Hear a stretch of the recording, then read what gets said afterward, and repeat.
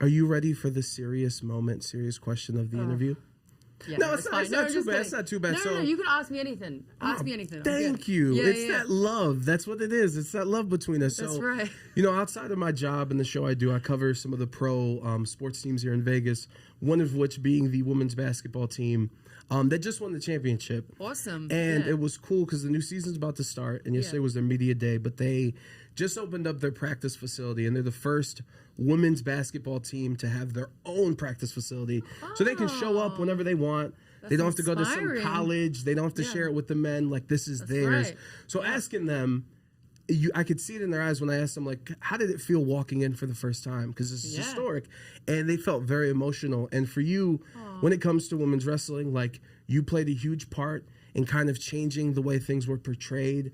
And even more recently, like, there's plenty of examples, right? You could look at Trinity and what she did. You could look at the Bella twins saying, hey, we're not the Bellas anymore. We're the Garcias. We're our own name. We're going to do our own damn thing. And, of course, I'm not going to ask you if you want to wrestle Mercedes or if she's going to be at Forbidden Door. You do? I haven't noticed. Shout out to the dirt sheets. Yeah, these friggin' dirt sheets. I hate those. But just her saying, like, this isn't what I like. Yeah. I can stand on my own. And I'm out of here because I don't have to do this and I have options.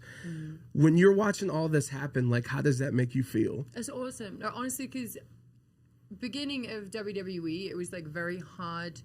You're very job scared all the time, and you feel like you can't use your voice a lot of the time as a female in that company.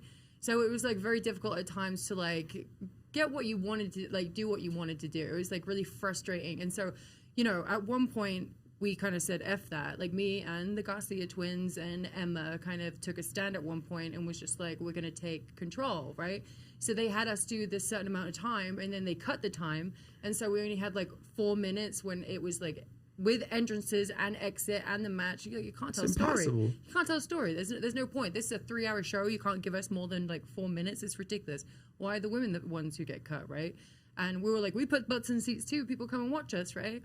And so we went out and we did like 2 minutes. We were like, fuck this. Like, we're not here to like get our time wasted. So we're going to waste your time instead, Yeah. So went in there, did a couple of strikes, did a roll up, and then got the heck out of there. Once we got backstage, they were like, what the fuck? You had so much time left. And we're just like, so, like, we don't care. Like, it feels crappy, doesn't it? It like, feels messing crappy. With the time, doesn't it? I've seen girls, they were crying because their WrestleMania moment got taken away from them. Yeah. And that show is even longer. Like, that's a whole day event. Like, now it's spread into 2 days, but one day it was really long. And so, like, and the girls, they're the ones that get cut because one of the guys went over time or someone wanted extra time or whoever it was. And so the girls would get cut and they'd be devastated. They got all that gear made. They put all this money and time and energy into this match for them to be completely cut out. It's bullshit.